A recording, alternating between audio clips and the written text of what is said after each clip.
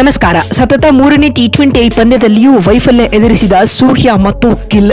ಬಳಿಕ ಡ್ರೆಸ್ಸಿಂಗ್ ರೂಮ್ನಲ್ಲಿ ನಡೆಯಿತು ದೊಡ್ಡ ಹೈಡ್ರಾಮಾ. ಗಂಭೀರ್ ನೀಡಿದರು ಶಾಕಿಂಗ್ ಹೇಳಿಕೆ. ಹಾಗಾದರೆ ಸುದ್ದಿಯ ಸಂಪೂರ್ಣ ಮಾಹಿತಿ ಏನು ಎನ್ನುವುದನ್ನು ಇವತ್ತಿನ ಈ ಒಂದು ವಿಡಿಯೋದಲ್ಲಿ ತಿಳಿಸ್ಕೊಡ್ತಾ ಹೋಗ್ತೀನಿ. ಆದ್ದರಿಂದ ದಯವಿಟ್ಟು ಈ ವಿಡಿಯೋವನ್ನು ಕೊನೆವರೆಗೂ ನೋಡಿ. ಆದರೆ ಅದಕ್ಕಿಂತಲೂ ಮುನ್ನ ಯಾರೂ ನಮ್ಮ ಚಾನೆಲ್ಗೆ ಸಬ್ಸ್ಕ್ರೈಬ್ ಮಾಡಿಲ್ವೋ ಸೊ ದಯವಿಟ್ಟು ಈ ಕೂಡಲೇ ನಮ್ಮ ಚಾನೆಲ್ಗೊಂದು ಸಬ್ಸ್ಕ್ರೈಬ್ ಮಾಡಿ ಹಾಗೂ ವಿಡಿಯೋಗೊಂದು ಲೈಕ್ ಮಾಡಿ.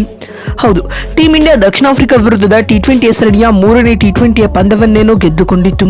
ಆದ್ಯಕ್ಕೂ ಇದೀಗ ಸೋಷಿಯಲ್ ಮೀಡಿಯಾ ಹಾಗೂ ಸಾಮಾಜಿಕ ಜಾಲತಾಣದಲ್ಲಿ ಸೂರ್ಯಕುಮಾರ್ ಯಾದವ್ ಹಾಗೂ ಶುಭ್ಮನ್ ಗಿಲ್ ಅವರ ಫಾರ್ಮ್ ಹಾಗೂ ಆಟದ ಕುರಿತು ಬಹಳಷ್ಟು ಟೀಕೆಗಳು ವ್ಯಕ್ತವಾಗುತ್ತಿವೆ. ಸ್ನೇಹಿತರೆ, ಸತತ ಚಾನ್ಸ್ ನೀಡುತ್ತಿದ್ದರೂ ಕೂಡ ವೈಸ್ ಕ್ಯಾಪ್ಟನ್ ಹಾಗೂ ಕ್ಯಾಪ್ಟನ್ ರವರು ವೈಫಲ್ಯವನ್ನ ಎದುರಿಸುತ್ತಿದ್ದಾರೆ. ಅದರಲ್ಲಿಯೂ ದಕ್ಷಿಣ ಆಫ್ರಿಕಾ ವಿರುದ್ಧದ ಕಳೆದ 3 ಟಿ20 ಪಂದ್ಯಗಳಲ್ಲಿ ಇವರಿಬ್ಬರ ಕಡೆಯಿಂದ ನಿರೀಕ್ಷಿತ ಆಟ ಮೂಡಿ ಬಂದಿರಲೇ ಇಲ್ಲ. ತಂಡಕ್ಕೆ ಯಾವಾಗ ಅವಶ್ಯಕತೆ ಇರುತ್ತೋ ಆವಾಗೆಲ್ಲ ಈ ಆಟಗಾರರು ಕೈಕೊಟ್ಟಿದ್ದಾರೆ. ಹೀಗಾಗಿ ಇದೀಗ ಇವರಿಬ್ಬರ ಫಾರ್ಮ್ ಕುರಿತು ಸಾಕಷ್ಟು ಟೀಕೆಗಳು ವ್ಯಕ್ತವಾಗುತ್ತಿವೆ. ಈ ಮಧ್ಯೆ ಮೂರನೇ ಟಿ20 ಪಂದ್ಯದಲ್ಲಿ ಇವರಿಬ್ಬರು ಔಟ್ ಆದ ಬಳಿಕ ಡ್ರೆಸ್ಸಿಂಗ್ ರೂಮ್ನಲ್ಲಿ ದೊಡ್ಡ ಕೋಲಾಹಲವೇ ನಡೆದಿತ್ತು.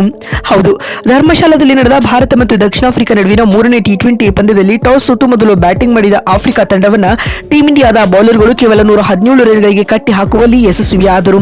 ತಂಡದ ಎಲ್ಲ ವೇಗಿಗಳು ಪ್ರಮುಖ ವಿಕೆಟ್ಗಳನ್ನು ಉರುಳಿಸಿದರು. ಪಂದ್ಯ ಗೆಲ್ಲಲು 118 ರನ್ಗಳ ಅಲ್ಪ ಟಾರ್ಗೆಟ್ ಅನ್ನೇ ನೀಡಿತ್ತು. ಇದನ್ನ ಟೀಂ ಇಂಡಿಯಾ 10 ಓವರ್ಗಳಲ್ಲಿ ಚೇಸ್ ಮಾಡಬಹುದು ಎಂದು ನಾವೆಲ್ಲರೂ ನಿರೀಕ್ಷಿಸಿದ್ದೆವು. ಆದ್ಯಾಗೂ ಟೀಂ ಇಂಡಿಯಾ 15 ಓವರ್ವರೆಗೂ ಪಂದ್ಯವನ್ನ ಎಳೆದುಕೊಂಡು ಹೋಯಿತು. ತಂಡದ ಓಪನರ್ ಅಭಿಷೇಕ್ ಶರ್ಮಾರನ್ನ ಬಿಟ್ಟರೆ ಉಳಿದ ಯಾವ ಆಟಗಾರರಿಂದ ಅಗ್ರೆಸಿವ್ ಅಪ್ರೋಚ್ ಕಂಡು ಬರಲೇ ಇಲ್ಲ.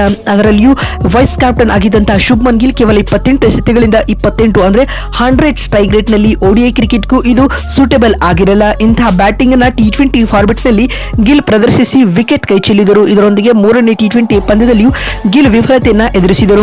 ಇನ್ನು ಇದಾದ ಬಳಿಕ ಕ್ಯಾಪ್ಟನ್ ಸೂರ್ಯ ಕೂಡ ಹೆಚ್ಚಿನ ಕ್ರೀಸ್ ಕಚ್ಚಿ ನಿಲ್ಲಲಾಗದೆ 12 ರನ್ಗಳೊಂದಿಗೆ ಪೆವಿಲಿಯನ್ ಸೇರಿಕೊಂಡರು. ಇತ್ತ ಸೂರ್ಯಕುಮಾರ್ ಯಾದವ್ ಔಟ್ ಆಗುತ್ತಿದ್ದಂತೆ ಕ್ಯಾಮೆರಾ ಫೋಕಸ್ ಗೌತಮ್ ಗಂಭೀರ್ ಮೇಲೆ ಹೋಯಿತು. ಇದಾದ ನಂತರ ಡ್ರೆಸ್ಸಿಂಗ್ ರೂಮ್ ನ ವಾತಾವರಣವೂ ಕೂಡ ಹದಗೆಟ್ಟಿತ್ತು.